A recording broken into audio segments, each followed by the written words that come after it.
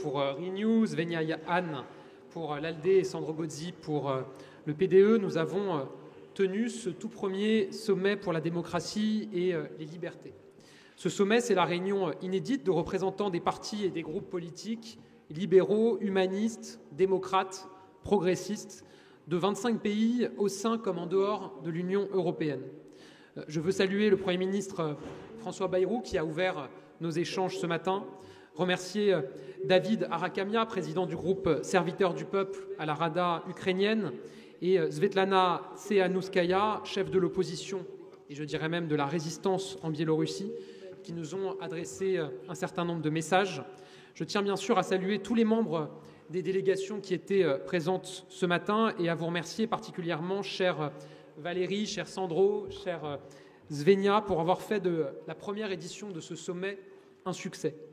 Le sommet de ce matin, je crois profondément que c'est un pas de géant vers une véritable alliance des démocraties libérales et surtout des partis qui les défendent. Une alliance politique capable de parler d'une même voix, de défendre la même feuille de route, de promouvoir des valeurs communes. Une alliance forte, puissante, capable de s'imposer face au rouleau compresseur réactionnaire qui remet aujourd'hui en cause nos valeurs avec une brutalité jamais égalée depuis la fin de la Seconde Guerre mondiale. Nous traversons une période de bouleversement exceptionnel et d'accélération majeure. La guerre en Ukraine est à un point de bascule et la victoire de la Russie ou une paix injuste aurait des conséquences dramatiques pour l'Ukraine, pour l'Europe et pour la démocratie. Elle serait la première défaite d'une démocratie sur le sol européen. Elle marquerait l'avènement d'un nouvel ordre mondial vidé de toute valeur et fondé exclusivement sur la brutalité, la loi du plus fort et les rapports transactionnels. Nous sommes également à un moment critique pour la sécurité de l'Europe. Nous savons désormais que le parapluie américain est devenu une forme de mirage, que nous ne devons pas nous reposer sur l'espoir d'un perpétuel sauvetage américain. Nous devons réussir quelque chose de difficile, d'inédit même pour de nombreuses démocraties libérales, assumer notre propre puissance. Nous devons cesser d'avoir peur de nos atouts et de notre force et écrire notre propre destin sans dépendre des autres, notre propre destin en marchant côte à côte avec les États qui partagent nos valeurs. Ces dernières semaines, on l'a vu, la riposte des démocraties libérales et de l'Europe s'est organisée. Des rencontres ont eu lieu à Paris comme à Londres pour marquer le soutien à l'Ukraine. Un Conseil européen s'est tenu en fin de semaine dernière qui a abouti à des conclusions fortes pour agir en faveur de l'Ukraine. Et jeudi, le président Macron réunira de nombreux chefs d'État et de gouvernement autour du président Zelensky. Pour continuer à soutenir l'Ukraine et bâtir notre autonomie stratégique, des décisions seront prises, des décisions qui vont lancer des débats dans les opinions publiques, engager des débats et des votes dans nos parlements nationaux, tout comme au Parlement européen.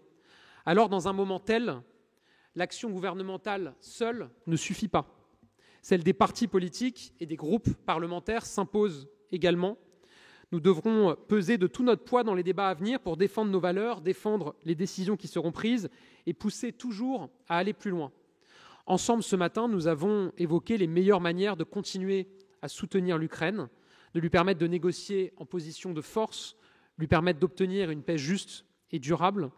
Nous avons parlé de sécurité de l'Europe, de la nécessité d'augmenter nos dépenses militaires, d'assurer notre interopérabilité, de faire vivre la préférence européenne en matière d'armement, de ne plus avoir peur d'agir en commun. Nous nous sommes engagés, et c'est très concret, à mener des actions dans nos institutions, dans nos parlements nationaux pour atteindre les 3% de nos PIB nationaux consacrés aux dépenses militaires. Nous nous sommes entendus aussi ensemble sur l'urgence de réformer le multilatéralisme. Enfin, ce sommet a marqué le point de départ d'une alliance pour les démocraties libérales unies autour de valeurs et de principes. Nous allons publier prochainement une déclaration. C'est l'affirmation du soutien à l'Ukraine, évidemment, un soutien actif, militant, un soutien à la livraison d'armes, notre engagement commun à investir davantage dans nos défenses nationales, à renforcer les coopérations militaires, à défendre nos valeurs aussi, la démocratie, l'état de droit, les droits humains, de porter ensemble des réponses communes aux défis globaux comme le réchauffement climatique. Ce sont des engagements et des actes, et je veux saluer notamment notre accord collectif autour de 3 points qui me semblent particulièrement importants. Le premier, je l'évoquais, c'est le renforcement nécessaire de notre investissement et de nos dépenses nationales en matière de défense et de réarmement. Nous nous sommes collectivement accordé sur la nécessité d'augmenter massivement notre investissement pour viser les 3%. Que cette initiative vienne de partis démocrates, humanistes et progressistes est un signal fort, c'est, je crois, la preuve de notre détermination. Le second point sur lequel je voulais insister, c'est notre accord autour de la question des avoirs russes. Notre constat est clair, le soutien à l'Ukraine a un coût, et ce n'est ni à l'Ukraine ni à l'Europe de payer en premier. La Russie est l'unique agresseur de cette guerre, la Russie doit payer. Aujourd'hui, plus de 200 milliards d'euros d'avoirs russes sont gelés. Nous avons donc ouvert la porte, et plus qu'ouvert la porte, à leur saisie, et nous nous sommes accordés sur la nécessité de trouver les moyens juridiques d'utiliser ces avoirs russes dans le soutien à l'Ukraine et le réarmement de l'Europe. Enfin, le troisième sujet sur lequel nous avons fait des avancées majeures, c'est notre accord pour pousser à l'accélération du processus d'adhésion de l'Ukraine à l'Union européenne. L'adhésion de l'Ukraine à l'Union, c'est un objectif partagé parce qu'elle offrira une garantie de sécurité supplémentaire à l'Ukraine. Ces derniers mois, le pays a entamé des réformes importantes, a montré une détermination pour intégrer l'Union. Et aujourd'hui, alors même que l'avenir est incertain, nous nous engageons à soutenir un processus d'adhésion accéléré de l'Ukraine pour que des députés européens ukrainiens observateurs puissent siéger dès l'année prochaine au Parlement européen. C'est notamment un des objectifs que nous portons tous ensemble. Voilà, mesdames et messieurs, avant de passer la parole à mes amis et collègues, ce matin, je crois que nous avons fait naître une nouvelle forme d'alliance des démocraties libérales, une alliance pour agir en commun, une alliance pour parler d'une même voix et porter les mêmes combats au niveau international, une alliance qui ne fait que commencer et dont je suis convaincu qu'elle ne fera que se renforcer. Notre objectif, c'est bien que les partis qui défendent les démocraties libérales puissent défendre leurs valeurs, assumer enfin leur propre puissance.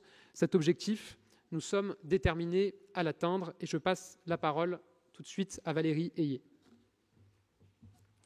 Merci Gabriel, bonjour ou rebonjour à tous. Quelques mots. D'abord pour vous dire que ce format-là que vous voyez ici à Paris, c'est un format inédit.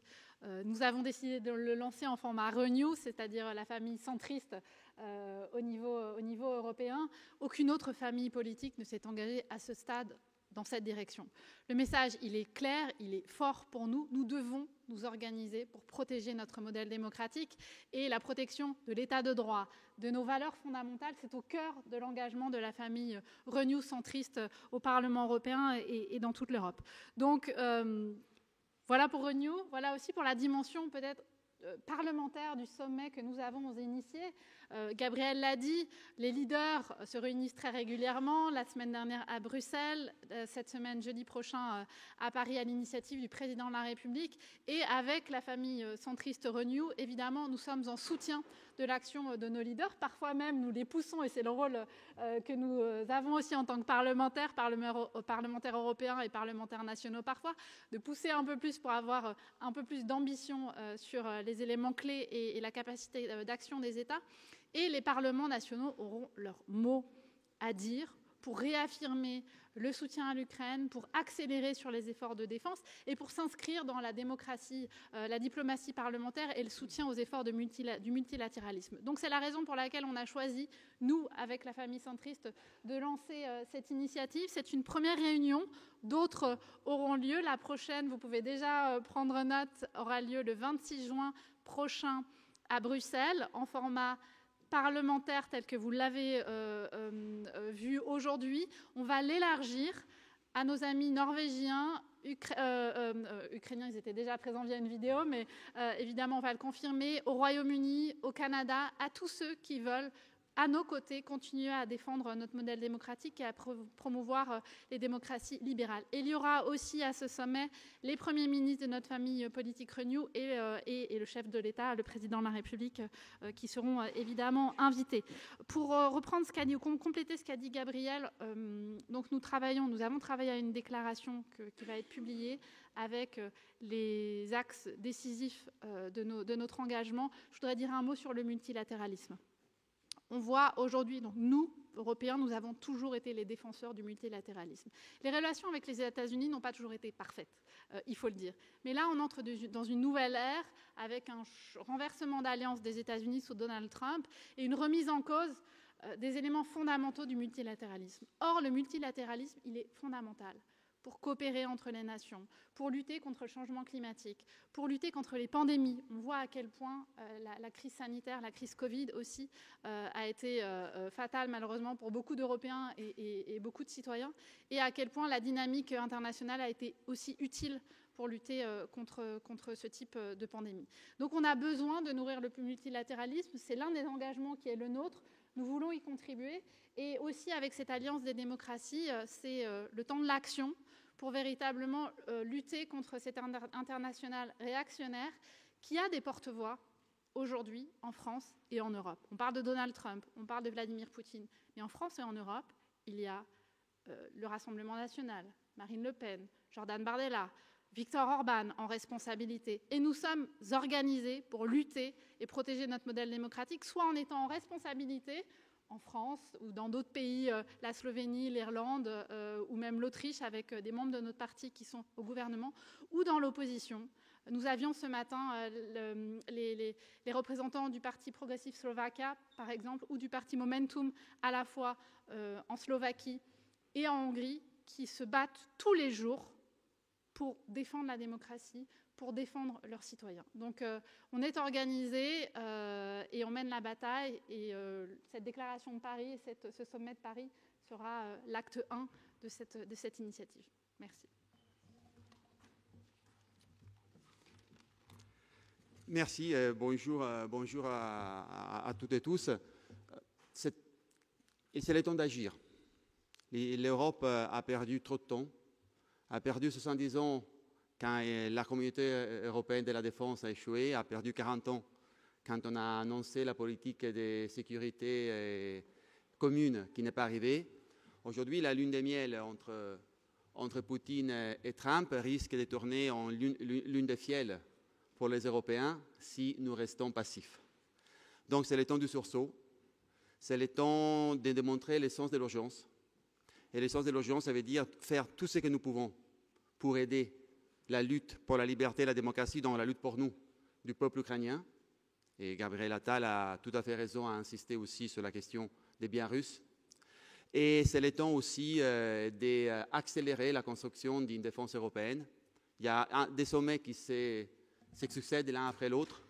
Il faut les structurer, il faut les rendre permanents. Il faut utiliser les instruments que nous avons en Europe pour rendre ces sommets permanents entre les Européens qui veulent accélérer la construction d'une défense de sécurité européenne, ouverte évidemment à tous les démocraties libérales qui veulent travailler avec nous. Et les Britanniques, les Norvégiens, les Canadiens ont déjà été mentionnés. C'est le temps aussi de la clairvoyance.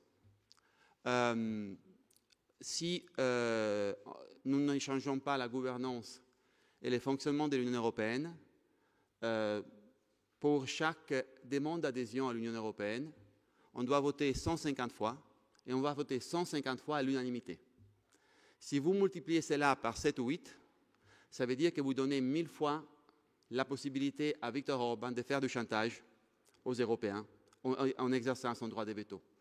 C'est ça la clairvoyance. La clairvoyance, c'est mettre sur la table aussi la nécessité de réformer l'Union, de réformer les traités, de réformer la gouvernance pour unifier les continents. Et le dernier point, on doit réinventer un multilatéralisme politique et aller chercher les démocrates et les libéraux là où ils sont, en Amérique du Nord, en Asie, en Afrique, pour les rassembler autour d'une bataille pour la démocratie et la liberté. C'est le grand message qui sort de ces sommets aujourd'hui. C'est la première étape et nous allons travailler ensemble pour rassembler le plus largement possible au niveau mondial. Merci. Thank you very much. I'm already apologizing for my French, so I'm going to go with English. It's a real pleasure to be here today, and I really like to thank my French colleagues for taking the initiative today, because in the world where the conflict between autocrats and democrats is rising, it feels like democracy is poised to lose. And we're really united here today to show that democracy will be the power that is prevailing. And for that, we are the leading family, not only in Brussels, but it's also in the capitals of the European European Union, in all of the member states and beyond. With the conflict of our time between autocracy and democracy, the European Union needs to take over the torch for freedom and be the beacon of hope for all of those that are striving to live in freedom and democracy, particularly now that we see that the US is failing to keep the leadership role for democracy that they had so for many years. So my ambition is very clear. I want the EU to be the third superpower in the world, next to China and next to the US. We need to be the defender of democracy, and for that we need to be a military superpower. We need to be able to defend ourselves and help our partners like Ukraine. We need to be an economic superpower. We need to strengthen our economy again in Europe to be able to finance not only our defense but also our way of living. And we need to be a diplomatic superpower, working with all of those forces that are striving to work for democracy and working with all those countries that want to strengthen democracy in the world.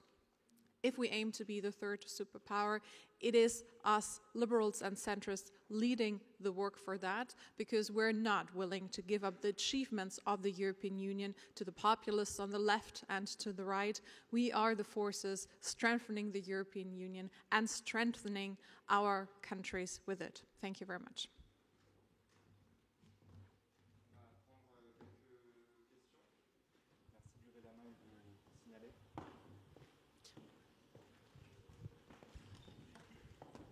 Bonjour, Mathieu Desmoulins pour TF1 LCI. Je reviens sur la déclaration que vous avez adoptée à l'issue de ce sommet.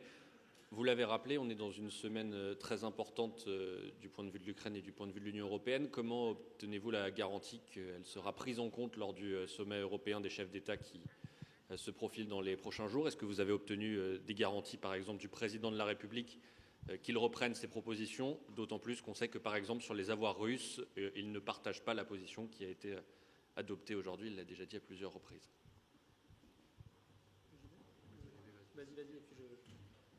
Bon, on l'a dit, l'idée c'est vraiment à la fois de venir en soutien de l'action des chefs d'État et de gouvernement. Vous l'avez confirmé, cette semaine elle est décisive à la fois pour continuer le soutien à l'Ukraine, pour aussi travailler au-delà du format A27 pour offrir des garanties de sécurité à l'Ukraine parce que ce sera clé dans les négociations en cours. Et c'est comment aussi on avance sur l'Europe de la défense et comment on avance sur un partenariat de sécurité avec d'autres partenaires extra-européens. Sur ces éléments-là, c'est exactement dans le droit fil de ce que nous avons porté, des discussions qu'on a eues dans cette salle tout à l'heure et de ce que nous portons aussi dans cette déclaration. Pour revenir sur la question des avoirs russes gelés, moi j'ai une lecture un peu différente de la vôtre. C'est que globalement, il y a la compréhension commune que ces savoirs, il faut les utiliser. C'est la raison pour laquelle il y a déjà eu une première étape en utilisant les intérêts générés par les avoirs russes. Ensuite, il y a cette question juridique sur l'utilisation du capital. Nous, côté Parlement européen et aussi parlementaire, je disais tout à l'heure que c'est aussi notre rôle, le rôle des parlementaires aussi de pousser un peu plus parfois les exécutifs, c'est qu'on considère qu'il y a une voie de passage qu'on est en train de travailler d'un point de vue légal pour permettre à l'Ukraine d'utiliser les avoirs russes gelés en termes de garantie de prêt. Cette voie de passage, je crois, d'ailleurs ça a été dit qu'elle est en cours d'examen par le gouvernement français, mais il y a d'autres gouvernements aussi qui ont des interrogations sur cette question. Donc nous, on joue notre rôle, on fait œuvre de propositions concrètes d'un point de vue politique, d'un point de vue juridique, et ensuite les discussions vont continuer et se poursuivre à l'échelle européenne, et probablement que ce sera l'un des sujets à l'ordre du jour jeudi, mais il y aura beaucoup d'autres sujets, évidemment, qui seront évoqués. Et j'insiste aussi sur la question des garanties de sécurité, parce que ce sera clé dans la capacité à avancer aussi sur un accord de paix, tant pour les Ukrainiens que pour les Européens. Bonjour, je suis Denis Kataev, je suis journaliste russe en exil en France, la chaîne indépendante Dosh TV. Je voudrais savoir comment vous envisagez l'avenir, parce que Poutine il représente une menace existentielle pour l'Europe et il va garder le pouvoir après la paix durable en Ukraine. Et à votre avis, est-ce que Poutine va vouloir envahir l'Europe parce qu'il ne tient pas la parole? Et comment l'Europe peut-elle être protégée et après la paix durable en Ukraine. Merci. C'est justement parce qu'on ne peut pas faire confiance à la parole de Poutine que nous devons sortir d'une dépendance de ce qui se passe et ce qui se décide à l'échelle européenne et internationale. Ce que nous avons dit à nos alliés américains, parce que pour nous c'est encore nos alliés américains, c'est que de penser de réorganiser l'Europe et le monde avec une nouvelle alliance avec Poutine, c'est pour le moins très risqué. Mais nous ne pouvons pas dépendre pour notre sécurité et notre défense ni des mots et des trahisons de ces mots de Poutine, ni des choix des électeurs américains tous les 4 ans. C'est pour cela que, je dirais, certains parmi nous soutiennent cette idée depuis 2017, depuis un certain discours de la Sorbonne. Emmanuel Macron a été le premier en Europe à mettre sur la table la question d'une autonomie stratégique qui nous va permettre justement de ne pas être exposés aux décisions prises ailleurs. Et c'est tout le sens de cette réunion aujourd'hui, c'est tout le sens de ce que nous voulons faire quand nous disons qu'il faut accélérer sur la construction d'un système européen de défense, il faut accélérer sur les biens russes, il faut accélérer sur tous les moyens que nous avons pour soutenir les Ukrainiens et en même temps, il faut avoir un peu de clairvoyance. Il est clair que, comme on aurait pu dire autrefois, l'Union européenne a besoin d'un aggiornamento, dans une langue que je connais assez bien, d'une mise à jour. Et cette mise à jour est fondamentale pour devenir véritablement souverain et autonome comme Européens. Et après, nous n'aurons pas à être exposés. Bien sûr, nous allons toujours nous préoccuper, mais pas à être exposés des choix, des décisions de Washington, de Moscou ou de Pékin. C'est exactement l'essence de cette initiative et de notre engagement politique en ce moment. Bonjour, Alexis Lafontaine pour Europe 1. Vous avez parlé d'une proposition que vous allez faire pour faire entrer des députés ukrainiens comme observateurs au Parlement européen. Concrètement, qu'est-ce que ça va changer ? Concrètement, qu'est-ce que ça va changer ? D'abord, ça va leur permettre de mieux comprendre les mécanismes qui se jouent et la manière dont on fonctionne au niveau européen, au niveau du Parlement européen. Donc c'est une première étape pour eux, pour mieux s'insérer demain, lorsque les négociations d'adhésion seront pleinement terminées, pour qu'ils soient pleinement en fonction au premier jour de l'adhésion de l'Union européenne, de l'Ukraine dans l'Union européenne. C'est un symbole très fort de notre volonté de les associer dès maintenant à nos travaux. Alors ça veut dire statut d'observateur, ils n'ont pas droit de vote, mais ils peuvent déjà voir comment on fonctionne au Parlement européen, avoir des discussions plus approfondies encore avec l'ensemble des membres du Parlement européen. Et donc c'est un statut très spécial que nous portons spécifiquement pour l'Ukraine, parce que dans les temps qu'on traverse, il faut qu'on envoie un maximum de symboles aussi et de soutien à nos amis ukrainiens. Peut-être un dernier moment, l'une des choses qui m'a frappée ou qui m'a marquée quand j'ai rencontré Volodymyr Zelensky pour la première fois, c'était il y a 1 an, à Kiev. Il nous a remerciés pour notre action au Parlement européen, en nous disant les résolutions que vous votez au Parlement européen, qui sont des résolutions politiques ou des résolutions parfois avec une dimension législative pour pousser les États à être encore plus en soutien de l'Ukraine, pour réaffirmer le soutien plein et entier du Parlement européen à l'Ukraine. Il nous a dit à quel point ça avait de la valeur pour les soldats sur le front. Donc tout ce qu'on peut faire d'un point de vue économique pour les aider, d'un point de vue politique pour les aider, mais aussi d'un point de vue symbolique pour renforcer nos liens et faire que demain, les Ukrainiens seront des membres actifs et pleinement intégrés dans la famille européenne, a énormément de valeur pour eux, mais aussi pour nous, évidemment. Bonjour, vous m'entendez bien ? Pierre Sautreuil pour le journal La Croix. Vous dites que vous soutenez un déploiement de troupes en Ukraine dans le cadre d'un cessez-le-feu. On a beaucoup de mal à imaginer que Vladimir Poutine accepte un cessez-le-feu qui amènerait au déploiement de troupes européennes en Ukraine, dans la mesure où d'ores et déjà il conditionne ce cessez-le-feu à la cessation du partage de renseignements et de la poursuite de l'aide militaire à l'Ukraine. Qu'est-ce qu'on fait si Vladimir Poutine n'est pas d'accord ? Est-ce que vous seriez prêt dans ce cas à soutenir un déploiement de troupes malgré le refus de Vladimir Poutine à soutenir ce cessez-le-feu ? D'abord, ce qui est certain, c'est qu'on voit aujourd'hui que Vladimir Poutine fait mine de discuter, mais met des conditions à chaque fois sur l'ensemble des sujets, de sorte que les discussions ne peuvent pas avancer. On voit bien que c'est ça la réalité aujourd'hui. Maintenant, on doit évidemment continuer à se battre et à se mobiliser pour obtenir un cessez-le-feu. Pour ça, il faut continuer à soutenir l'Ukraine pour qu'elle puisse résister dans le contexte, puisque vous l'avez vu, la Russie a même intensifié un certain nombre d'attaques ces derniers jours, d'où la nécessité de renforcer les livraisons d'équipements militaires comme nous l'avons fait ces derniers jours, ces dernières semaines, et de préparer un renforcement ensuite.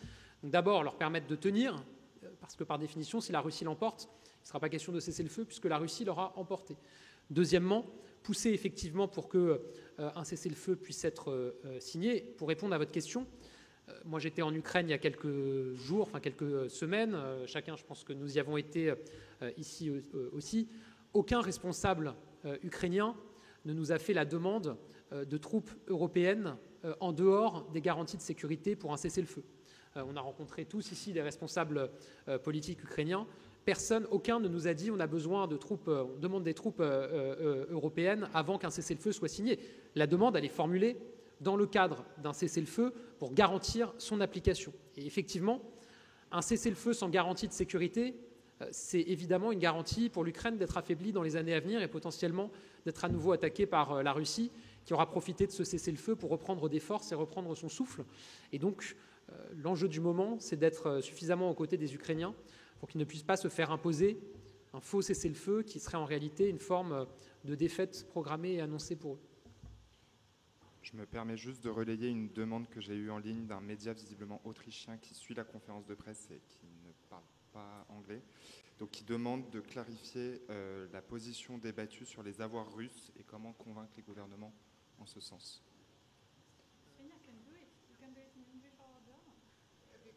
Et la réponse en anglais. Du coup.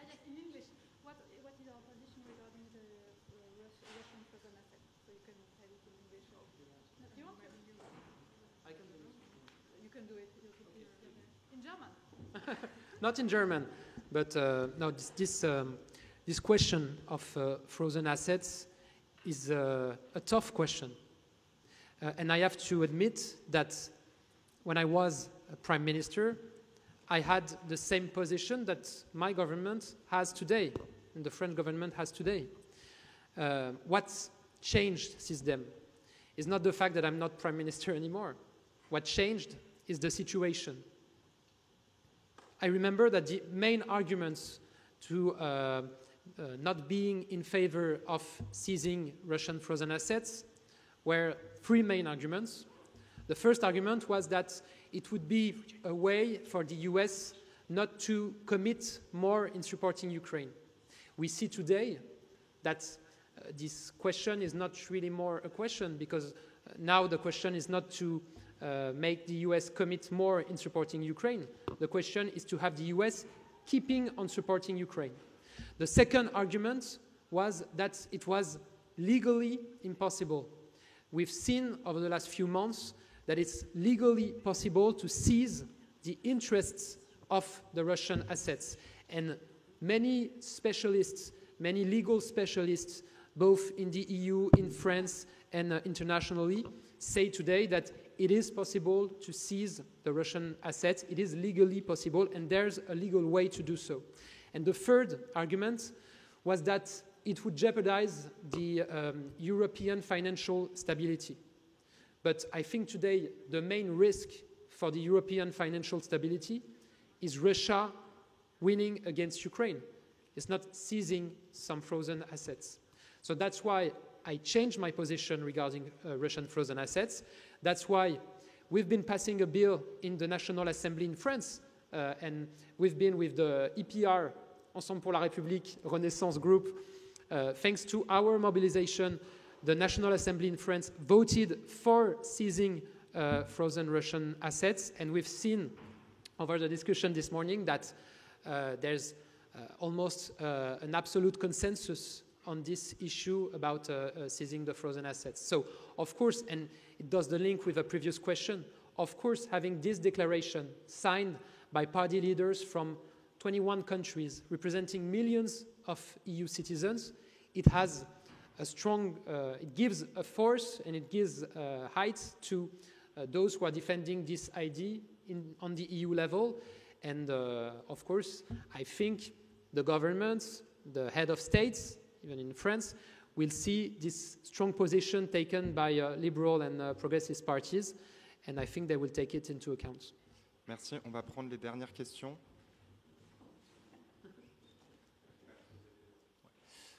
Bonjour, Martin Baumer pour France Télévisions. Vous avez parlé d'initiatives à porter devant les parlements nationaux. Il n'y a pas longtemps, il y a eu une résolution qui a été portée devant l'Assemblée nationale. Qu'est-ce qu'on peut imaginer d'autres comme initiatives qui seraient portées soit devant l'Assemblée nationale, soit devant le Sénat en France? Bonjour, Hugo Capelli, BFM TV. Une question par rapport à ce sommet. Donc il y en aura un autre à Bruxelles, si on a bien compris. Est-ce qu'il y en aura d'autres d'ici la fin de l'année dans d'autres pays européens, comme a pu le faire l'extrême droite récemment à Madrid et dans d'autres pays? Est-ce que du coup, c'est voué à voir ce genre de format se répéter tous les ans? Peut-être une question plus précise, plus personnelle pour Monsieur Attal. Vous êtes beaucoup déplacé récemment en Ukraine et aussi en Israël. On voit que l'extrême droite va se déplacer cette semaine en Israël. Qu'est-ce que ça vous inspire justement, vous qui essayez de répondre à l'extrême droite réactionnaire?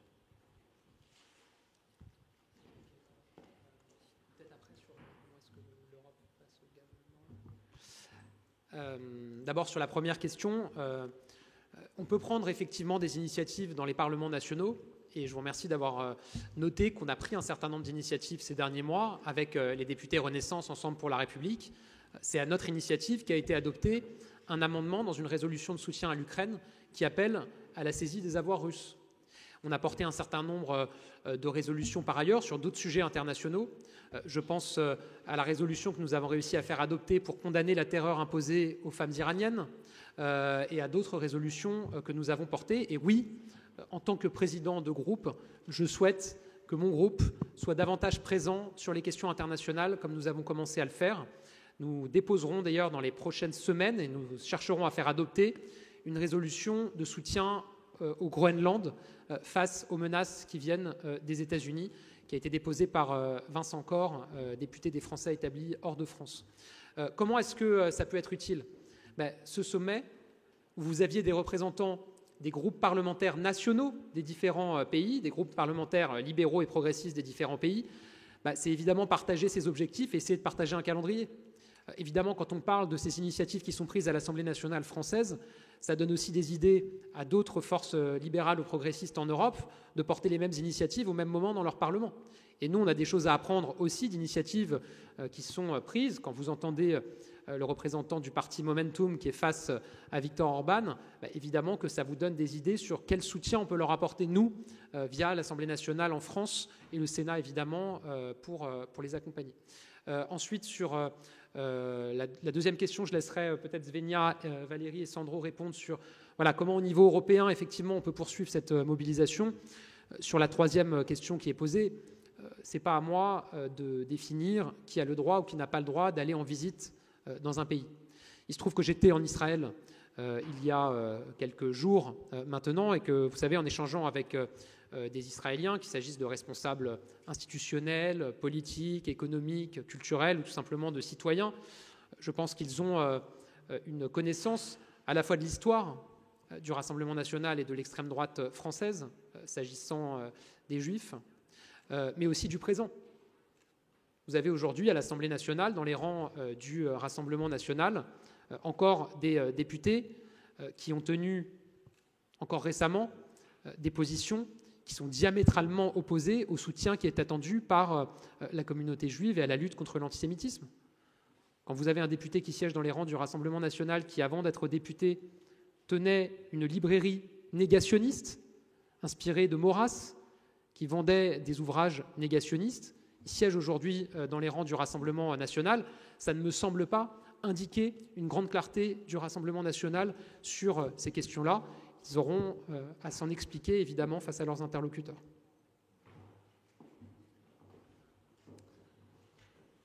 Thank you, Gabriel. As the leader of the Liberal and Democratic parties, we see is with the big worries how many far-right parties are not only winning in elections but also taking over governments. This is a really risky situation for Europe, and that is why me taking over the party leadership half a year ago, we started working on a new strategy of empowering our member parties in this new political landscape. And we need to get better at convincing people again that the future can be better than it feels right now, and develop counter narratives towards those populist messages. And we have not been good enough in this in the past. But we're really working together with our partners in Renaissance, with EDP, and particularly within the Renew Europe group. And we're planning on coming together again in June on the fringes of the summit as well. But we cannot only not work within the EU. We need to work with partners outside, and our Liberal family is very strong. I'm particularly thinking about Norway. They have elections coming up in the autumn. They're debating the question of EU membership. It is our sister party there that is working for that. I'm thinking, of course, of the UK. The Liberal Democrats are the third biggest power in the parliament. They're still the strongest voice of EU cooperation. But I'm also thinking Canada, for example. Now, particularly, it's a good time to show that we're standing together, and that in the America there is still a democratic partner. But I'm also thinking towards the Balkan area, where we also have strong and vital parties, and we are the power here, bringing all these parties together to really build a counterforce towards the extremism. Un mot, parce que la question sur l'international, sur le nouveau oxymore de la politique d'aujourd'hui était très pertinente. Et l'oxymore, c'est l'international des nationalistes.